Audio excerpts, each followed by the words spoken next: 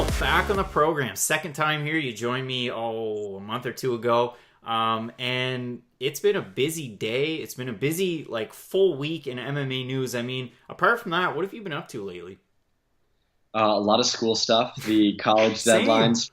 Yeah, 100%. School, a lot of the college deadlines have been coming up November 1st, November 15th.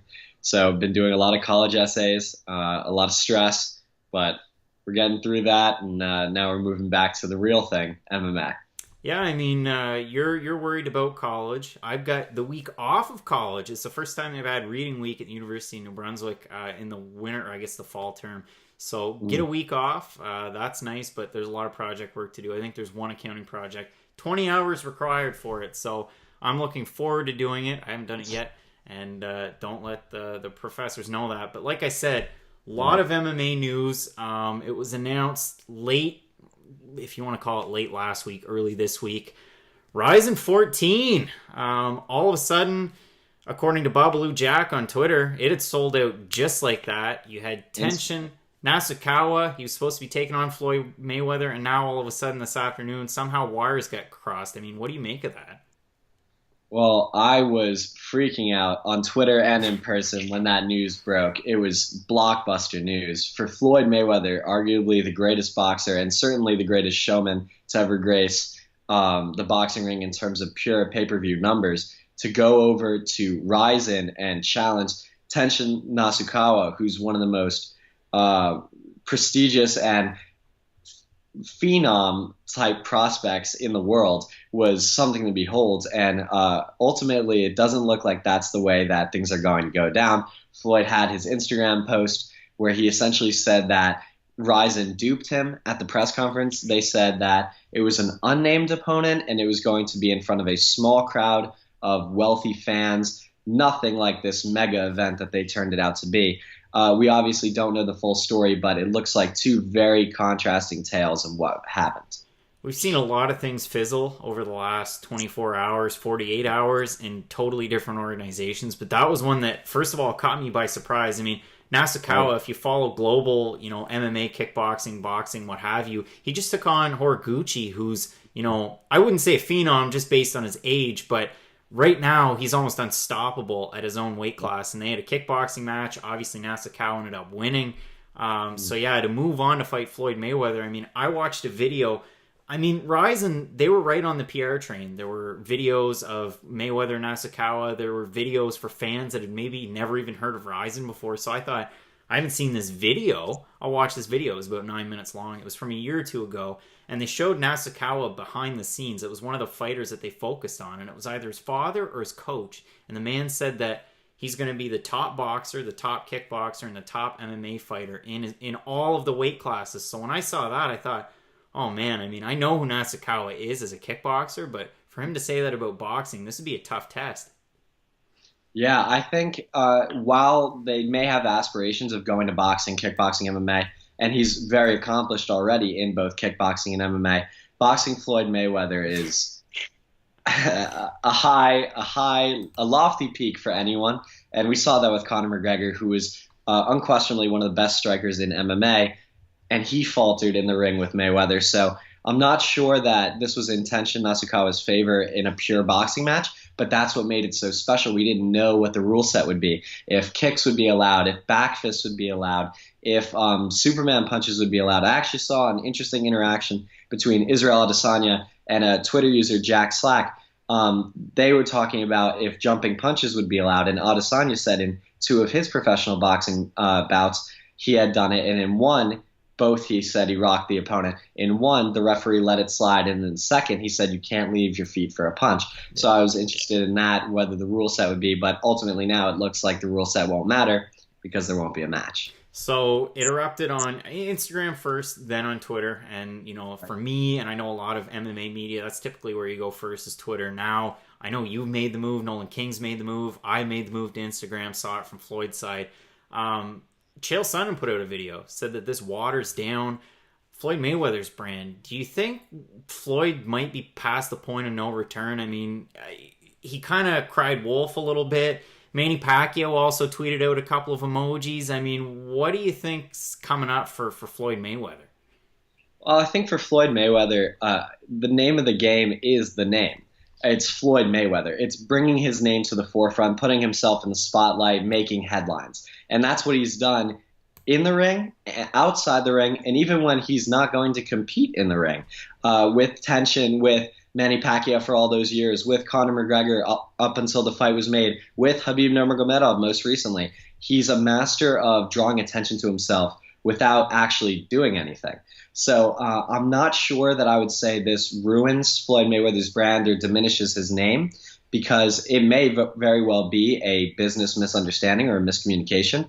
But I also think that a match with Manny Pacquiao isn't far from reality. It's not far-fetched. And I think that Floyd has avenues to pursue. He has his own promotion with the Money Team. I don't think Floyd's done yet, but I do think that the Nasukawa fight, he might have burned some bridges here.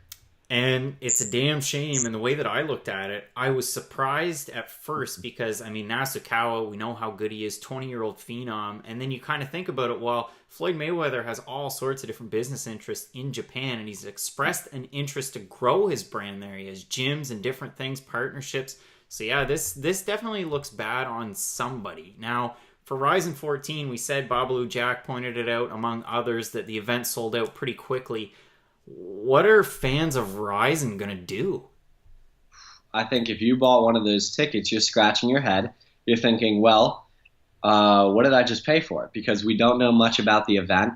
However, if I was a fan who had purchased one of those tickets, while I'd obviously be disappointed, I'd be very anxious to see what they do with Tenshin Nasukawa, if they find a replacement for him, or if the Mayweather news, they're able to come to some kind of agreement. But I think it's the year-end show. RIZIN's always put on good shows. If they stack the card the way they can, I think it's still a good event. I just don't think the tickets would have sold out in the same way without the Mayweather name attached to the card. I mean, Ty and I hosted a dialogue show, Ty O'Keefe, for those who aren't familiar. I think most of you would be by now. He and I work together every day. But we hosted a show talking about this, in anticipation. And I had said, January 31st, you're going up against college football in North America. You're going up against PFL. The playoffs are also on that same day. And if they were to have the event, it would be, the night of or the night before New Year's Eve, just based on the timing in Japan. And we were wondering if maybe the timing of the event will change. Obviously, you don't know who's going to be in it. They've had Vanderlei Silva in grappling tournaments, tag team grappling tournaments before. They've had open weight Grand Prix. You've seen Crow Cop. Darren Cruikshank's been able to almost resurrect his career there. And of course, on the poster for RIZIN 14, Horiguchi's on there as well as Nasukawa. So who knows what's going to happen. But like you said, end of the year card. They're a big promotion. Former Pride, head is also running RIZIN, so it should be something interesting. Moving forward, we talk about the dissolution. UFC's flyweight division, what's going on? Well, this is something that I've seen for a long time and I've been involved with for a long time in terms of conversations on Twitter. With the move from Demetrius Johnson to One Championship, the trade, if you will, things didn't look good for the UFC's flyweight division. And Jose Shorty Torres, someone who I've interviewed in the past, tweeted something to that effect, saying this is not good for us flyweights. And so I reached out to him. We conducted an interview in which he basically spoke as somberly as he could. He said, this doesn't bode well for us. Without the champion, no one else has main evented sans Sergio Pettis and Brandon Moreno, and even that was in Mexico City, and now Sergio Pettis is moving up to 135. He said that there was a dearth of contenders with name recognition, and for that reason he thought the UFC might stray away. Now it's actually come out. I believe he tweeted today. I read the tweet quickly. I don't want to say anything that is untrue, but it appeared as if he was saying he was cut from the UFC, in large part due to the fact that he was vocal about the UFC closing the division. So I was on, it was Twitter. Flow Combat had tweeted out that, it's looking like the UFC is going to be getting rid of the division. And then I saw Jose Torres retweeted it with a comment that basically said, something to the effect that opportunities moving forward. It was kind of vague. So then I went on Instagram, copy and paste the tweet, put it on Instagram. This is what's going on.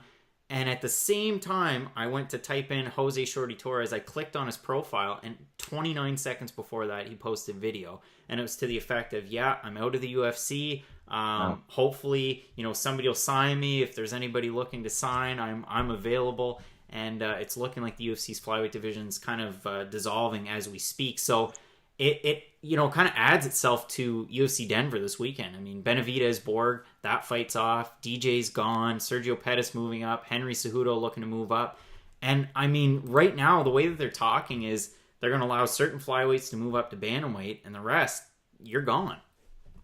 Yeah, that's brutal. I mean, I wonder if legal minds much more talented than my own could look at those contracts, because obviously they're skewed in the favor of the promoter, but is there any kind of provision should a division be closed? I was talking to Jose Torres about that in our interview, and he said he believed that the UFC was under no obligation to keep fighters. He said it himself. There's no reason for them to keep you. They're not playing favorites. They're not buddy-buddy with you. It's a business. But he was more than willing to move up to bantamweight. So clearly either the UFC said no, they're not moving him to bantamweight, or they didn't even give him the opportunity, because he was very vocal about being willing to move up should the UFC ask him to. Yeah, I mean, he's gone. There's been talk of, like, I know you tweeted it out, but RIZIN one would make a lot of sense. But for some guys, I don't think it would be totally possible to have to commute to Asia and some of those markets there. Of course, the one caveat there, the one good thing is the fact that one is based in Singapore. It's an English state, so you'd have that to your advantage if you were to fight there. But I know they can move around. So we talked about the dissolution of the UFC's flyweight division. Another thing that I was pretty vocal about, and it was something that I focused on a lot last week. And maybe you haven't done as much research, but at the same time, it's still a big topic as far as combat sports concerned. WBKFF coming up November 9th, looking like we're losing quite a few fights on that card. Yeah, I remember seeing on Twitter that several fighters had withdrawn. Sean Merriman, who was a former NFL player and a big name attached to that event, and Brennan Ward, who was half of the main event, were withdrawing because there were contract disputes, or that bare knuckle fighting organization wouldn't honor their contracts. So I was hoping that you could shed some light onto what that would mean and what's the future of this card. I got pretty fired up, as you know, on today's dialogue show with Ty O'Keefe. It was something that we spent so much time on a couple of weeks ago. We spent an entire day. We talked to Tony Kryptonite Lopez. We talked to Christina Marks. We talked to Jeff Houston with BKFC, the ring announcer, and he's going over to ACB 90 in Moscow this weekend. So we spent a lot of time on it. We focused on this card as well as the BKFC card, which was, again, a couple of weeks ago from Mississippi. And BKFC, they took the lead. They had the first card way back in, June, because right after the card, I spoke with Jeff Houston for the first time. So it was still fresh in his mind. It was new. Their president took forever to try and legalize the sport. It was finally legalized in Wyoming. Now we've seen a bit of an upshoot, an uptick in different organizations and promotions looking to get into the game. So World Bare Knuckle Fighting Federation was one of them. And I listened to a podcast the other day, and I listen to podcasts all day long. College student. You have breaks in the day, so listen to a podcast steady bit, and every now and again I'll listen to Joey Diaz, and he had Boss Rutan on. So Boss was talking about supplements and his days fighting and pancrase and different rules for fighting, and he talked about being the president of World Bare Knuckle Fighting Federation. I thought, gee, I didn't know that. He's a PFL commentator. He has all sorts of different things going on in the sport. Yeah. He speaks very well. He's transitioned from a fighter into I guess now a promoter and different things very, very well. So really looking forward to this card. And then I come to find out that they lose their vice president matchmaker about a week ago. Sean Merriman comes out, former All-Pro in the NFL, says that his contract, there were issues with it. Now I'm not fighting. Then Brennan Ward comes out and says, yeah, there were issues. He says on Instagram, I'll read it. To all my followers, WBKFF won't honor the contract that was originated for this fight to happen between me and Johnny Hendricks. So for that, I had to decline this fight and do what was best for me. All the respect in the world for Big Rig Johnny Hendricks, and to all my followers, I am sorry this all happened last minute. This will not be the last time you hear from me. Regards, B. Ward. So that fight's off. I'm looking for the name. Paul Tyler was who they had as a matchmaker and VP, and Boss Rutan said he left the company. And in quotes, and this is from an MMA Junkie article, Boss Rutan said that the negotiated contracts were for insane amounts of money. So I'm kind of getting the impression that maybe the pay-per-view buys weren't totally there and the contracts might have hinged on that, but that's just all speculation. I don't have any inside knowledge, but it's definitely a shame because Ty and I had Christina Marks on from the season 26 of The Ultimate Fighter. Obviously, Nico Montano, Modafferi on that season. She was really looking forward to making her debut, and I know from her Instagram story, she's there in Wyoming right now, getting ready for the fight. She just had a photo shoot this afternoon. She's taking on Jasmine Clarkson, 17-0 professional boxer. It's a tough test for Christina. I know she wants to be in this. Jermaine, possibly off. You've also got Chris Lieb and Phil Baroni. Josh Neer taking on Mike Aldrit. And Joey Angelo taking on Julian Lane. And I don't even know if that fight's on the main card. If you go into their event section, it's not there. If you look at their main page, it says there's supposed to be a lightweight championship, an 8-man tournament style for $100,000. I haven't seen anything about it. And if you look into their fighters section, they only have 3 lightweights signed to the promotion. So I don't know what's going on with WBKFF other than the fact that they've lost a number of fights already on this card. And hopefully it doesn't totally fall apart. Yeah, it's got to be a terrible sign for a promotion when you're losing fights during fight week and it's not due to injuries or illness or weight cutting. Yeah, I mean, obviously I put a lot of time and effort into all this, and it's just a shame to see, the card kind of falling apart. Right now, if you look at it, there's only 3 or 4 fights left on that main card. I know they've talked about having amateur fights as well, but for a pay-per-view, it does not bode well. So all sorts of news, different things going on right now as we speak. Some of these things are going on. And if we can move it back a little bit, the topic that I was really interested in talking to you about was One Championship. They're making moves, and not even their fight card coming up on Friday. What do you make of their plans heading into 2019? Well, for all the articles that came out to the effect of one has shady finances or one has shady practices, or the finances don't look good for one, or what are barter transactions. If you look past that, and I'm not saying you should or you should exclude it or you should ignore it at all, but if we discount those, one is having an incredible end of the year. They have Eddie Alvarez under contract. They execute the first ever MMA trade, and not only do they trade away a retired fighter of theirs, but they get back a very active fighter, arguably the greatest fighter competing in martial arts today, Demetrius Johnson. There's rumors that Sage Northcutt will be joining the promotion. He is in Singapore now.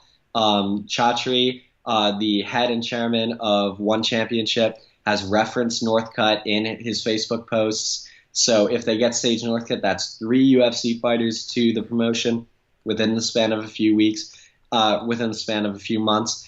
And they have a recent Esports Announcement, which is massive in Asia. You beat me to it. Yeah, they're investing $50 million into esports, and they're making Demetrius Johnson the chief brand ambassador, which I could not get over. I think that is so incredible. That's exactly what a promotion should be doing. They should be taking a fighter, finding what makes that fighter unique, and bringing that to the forefront, which is exactly what One is doing here. Demetrius Johnson, very active gamer, has a very loyal following on Twitch, of which I am a part, I will admit. But I think One's going great right now. So then it's great that I have you on as a guest, and I'm sure Ty's going to listen to this after the fact. We talked about it. This was our topic today on Dialogue, was One, and the fact that they're making all these great moves. And personally, for me, esports and gaming is not a huge part of my life. I just don't spend a lot of time doing it. However, I understand how it's a huge, huge market. So I did my research on it today. Obviously, I know what it is, and I've played it before. But for Ty, totally not into it. Sees the relevance, though, but totally not into it. So it's good because I might be able to bounce some ideas off of you. But you had said it. I mean, they've got 3, I would argue, premier talents from the UFC. Say what you will about Sage Northcutt. He is a draw. I know he's a polarizing figure, but at the same time, he's a PG superstar. Same as Demetrius Johnson. And that's the greatest thing you can have, is guys that they're going to be respectful. They're going to say the right things in the right market as well. And I'm sure that the fans of One are really going to appreciate that. It's definitely a system of honor, and that's going to work well there. Now, you had kind of talked about it, but Grand Prix tournaments for the flyweight belt and also the lightweight belt.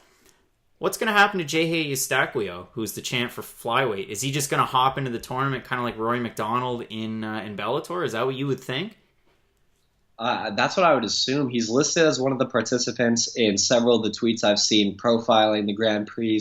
So I think that would be, like you said, a very honorable thing to do as the champion, to put your belt on the line in each and every fight, much the same way Rory McDonald is doing in Bellator.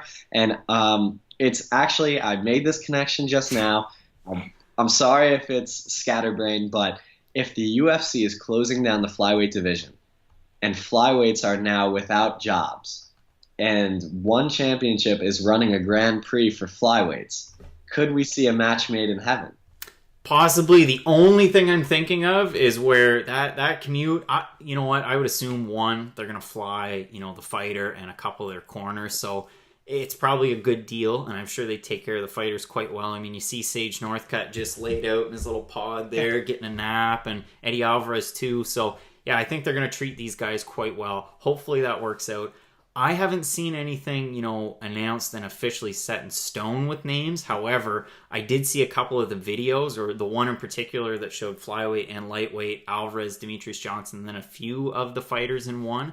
And I noticed that Eustaquio was one of those fighters that was in it. You could see him with his belt in the video. But if you go to most sites, it says, to be determined who those fighters are going to be. Now, you had touched on it. Esports Announcement, $50 million US into tournaments that are going to coincide with the events. Great idea, right? Pretty 2018 thinking, right? I think so. It looks a lot like the way Bellator paired up with NASCAR and had their event next to the NASCAR event, except with a much more technologically advanced counterpart in esports. But I think it's a perfect fit. So I had to do my research. So they're partnering with Team Razor. I had absolutely no idea who Team Razor was. So esports lifestyle brand. Apparently they make hardware and software. I was unaware of that. So they do that. They started in the States, but also in Singapore. So they started in San Diego and Singapore. That's where that connection is. But they have global offices. I believe they have over 20.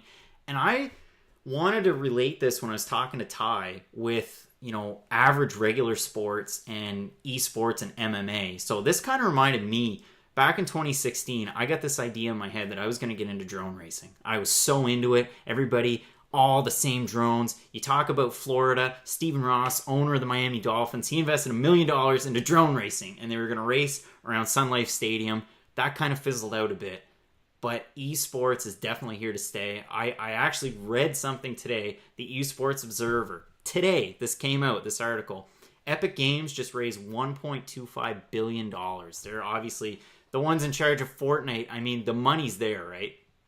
Oh, yeah. I am slightly ashamed to be admitting this on camera, but I am a complete Fortnite nerd. I play it, watch it. Whenever Sean O'Malley goes live on Twitch, I'm in the chat. I'm watching it. It's fantastic. I love Fortnite. I think it's a great game.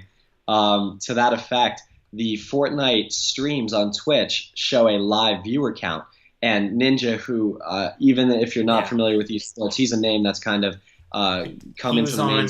He was on Ellen. Like, Drake wanted to play with him. Yeah. He's a pretty big deal.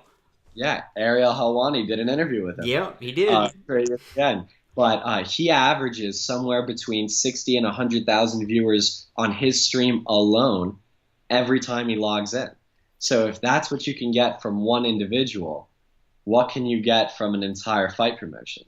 Yeah, and I mean, you look at Demetrius Johnson, PG star. He's already got the Twitch following. It's a match made in heaven. And then finally, you look at Friday. We talked about it. From the promotion's home, Singapore Indoor Stadium, 7 a.m. Eastern. So it used to be when I did these shows, it was a podcast only. It was audio. I'd sit down Friday morning with my fighter interviews. I'd put on one. I'd do my show. At the same time, I'd watch the tape. Now it's a little bit different.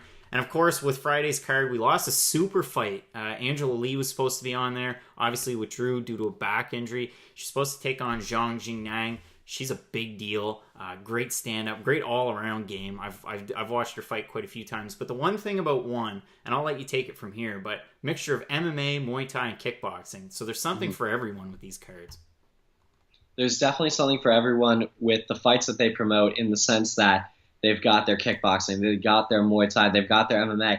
But I'm going to do it. The one thing I love most is the spotlight they put on BJJ, Brazilian Jiu-Jitsu. They've had the Shinya Aoki Gary Tonin grappling super fight on one of the cards, but now obviously Gary Tonin's moved to MMA and he's on the MMA card. But back to the original question, yeah, I think it's so important for an MMA promotion to connect with their fans, and what better way to reach out and go across the combat sports landscape than to promote all of the combat sports that you can.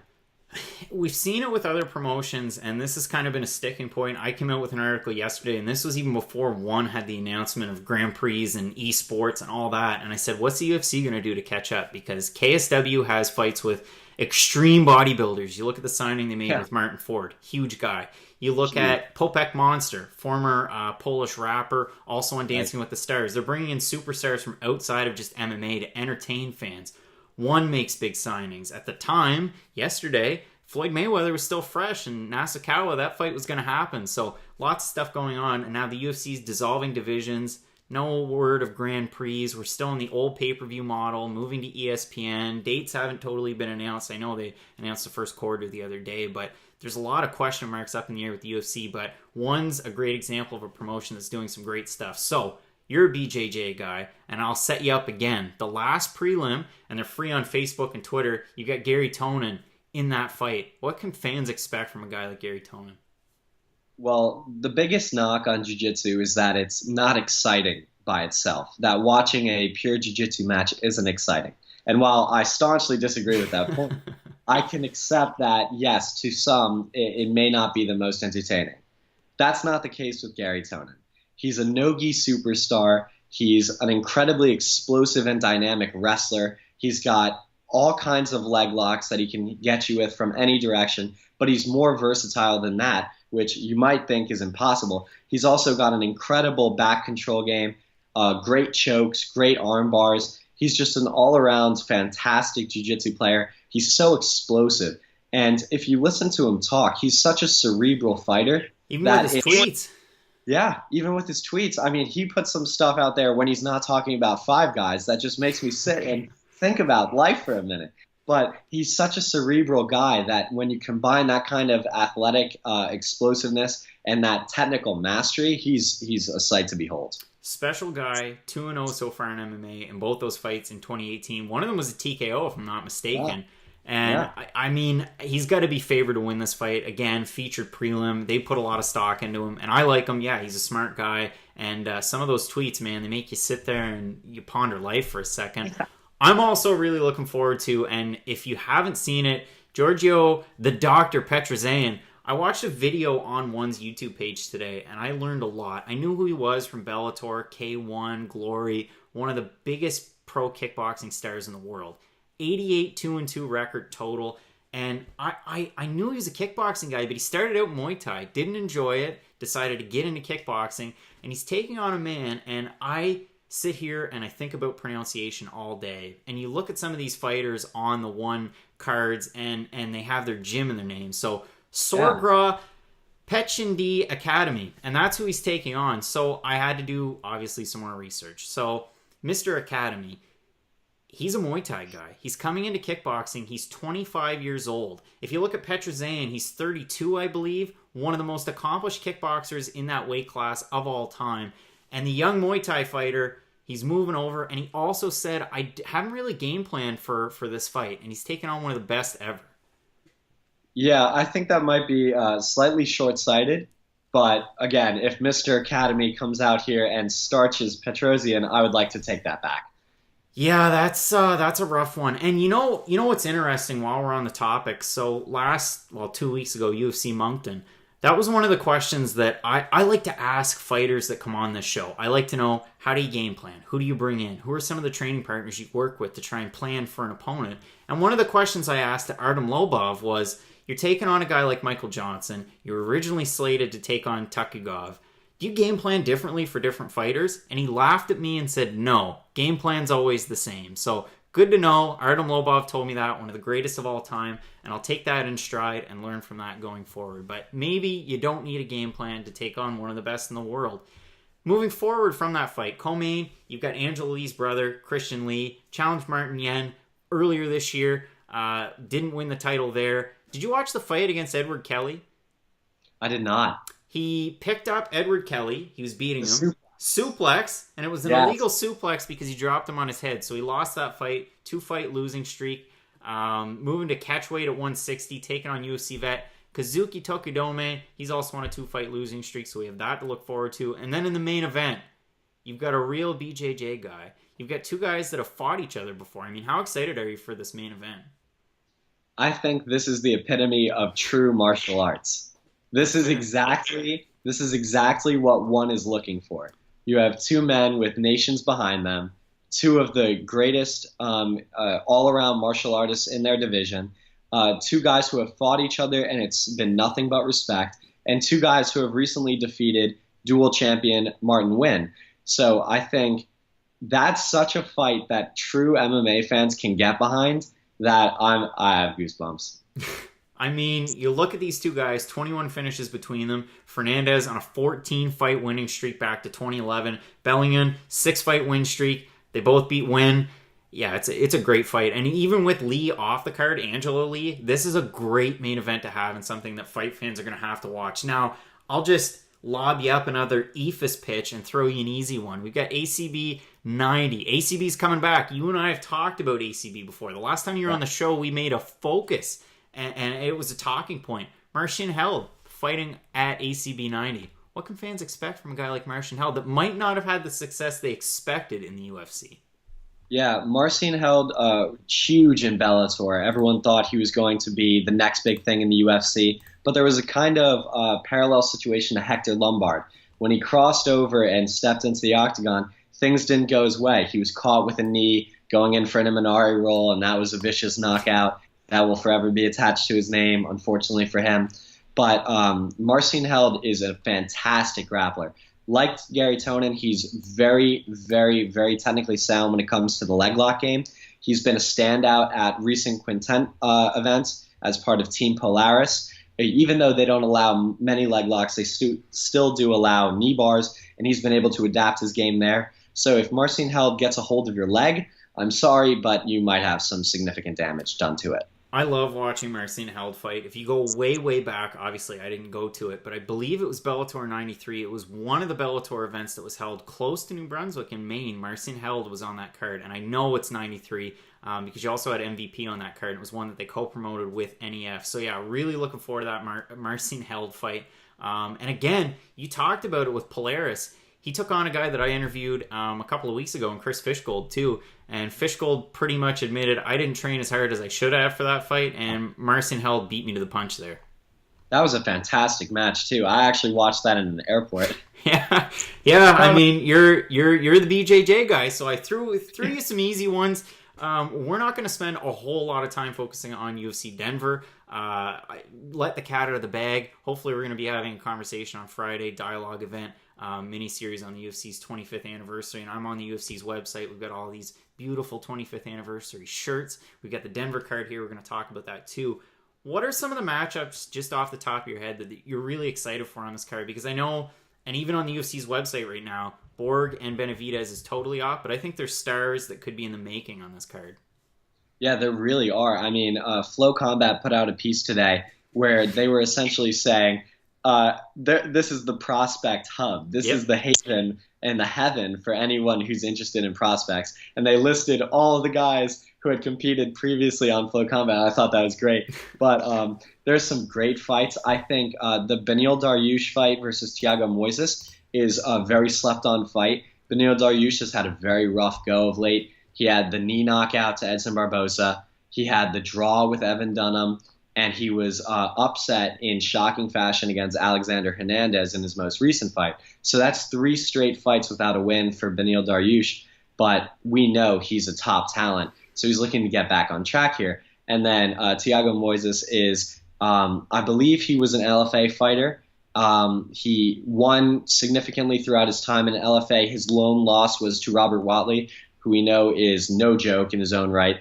And then most recently he won via first-round knockout, right, on the Dana White Tuesday Night Contender Series Brazil. Yeah. So it's an explosive fight, and it's a prospect versus veteran type that everyone can get behind.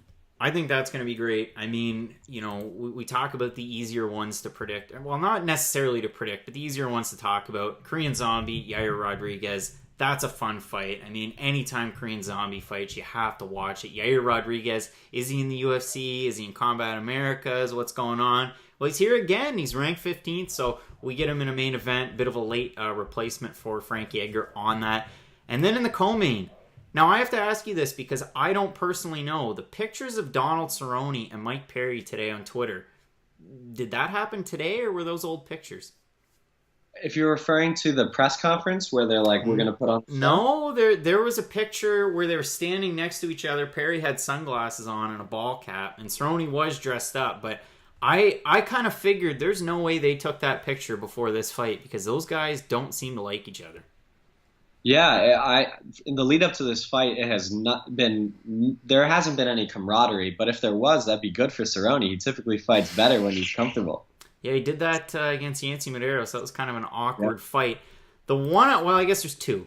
But the one other fight on this main card that I got to scratch my head. Raquel Pennington, Jermaine Duran to me. We haven't seen Duran to me in the longest time. Obviously, the fight against Holly Holm, she became champ, and then she had to heal up her hand, and she couldn't fight Cyborg. So instead of defending the title or keeping the title, she worried about her hand. Now she's coming back, fighting Raquel Pennington. In her own right, hasn't really been active. You look at those wins and you go back and you think, well, does a win from 2015 or 2016 really translate into 2018 where the division could have moved further? And Amanda Nunes, of course, she's been very active, especially UFC 232 coming up. But what do you expect in this fight? I expect to see much of the same from Pennington versus Nunes. I think Jermaine Durandame, for all the flack she gets from MMA Twitter and the MMA community for vacating the belt, she's a very good Muay Thai striker, very rangy, very long, and she's able to catch people on the ends of those punches. And that's something that Amanda Nunes did very well against Raquel Pennington in that recent title fight. So if Jermaine Durandame can stick to the game plan and avoid getting into a brawl with Raquel Pennington, I think she can take this one. And if she does, she puts herself in line at both 135 and 145, largely due to the fact that there is no 145. I've never had many negative things to say about Jermaine Durandame. I mean, 37-0 as a kickboxer. She has a win in kickboxing over one of my favorite women's fighters, featherweight in Bellator, Julia Budd, obviously Canadian as well, but that doesn't matter. She also lost an MMA fight, Durandame did, to Julia Budd back in 2011 in Strikeforce. And people want to talk about her inactivity, but I'm going to list from 2008 to 2017. So 17, 16, 15, 13, 13, 12, 11, 11, 10, 8. Those are the times when she fought in MMA, and she only has 10 professional MMA fights. So for somebody to say that she's not very active, it's true, but she never really has been over the course of her career. So I'm really looking forward to that fight. And one more, and I know that one of these fighters was in that Flow Combat article. He was on the main cover, Luis Pena taking on Mike Trizano. That's got to be a fun one, eh? Yeah, I think that's going to be fantastic. Both guys are charismatic. Both guys are incredibly talented fighters and strikers in particular. And this is the fight that we didn't see on The Ultimate Fighter. So it'll be very interesting to see how it goes down. And Luis Pena's on a roll. He met his biological family, his father, I believe his grandmother, his mother. He got verified on Twitter and Instagram. And he has a piece going on UFC.com in his honor. So things are going well for Violent Bob Ross, and it's going to be very interesting to see how that fight goes down. I'm really looking forward to it, and I'm also looking forward to that micro series on Dialogue on Friday. Really hoping, barring anything, any mishaps, anything, hopefully you can join us there, and I'm looking forward to that spot as well. So, what have you got going on for the rest of this week, and where can people find you online? Well, people can find me at Michael Fiedel on Twitter or at Michael Fiedel MMA on Instagram. But like you said, we're still adjusting to using that. And I'm over at MMA Today, MMA Sucka, and the Body Lock MMA. I'm hoping to get a piece done for MMA Sucka detailing the objective drawing power of each UFC champion by measuring things like the gate, ticket sales, pay-per-view numbers, and then adding in some context. But other than that, just the regular ebb and flow of MMA journalism, seeing what comes, hopefully scheduling some interviews. And I just wanted to say thank you so much for having me again. Thanks for coming back on. Again, hopefully we can have you on Friday, and I really appreciate it, Michael. Thanks, and good luck with everything you've got going on, man. Thank you. You too.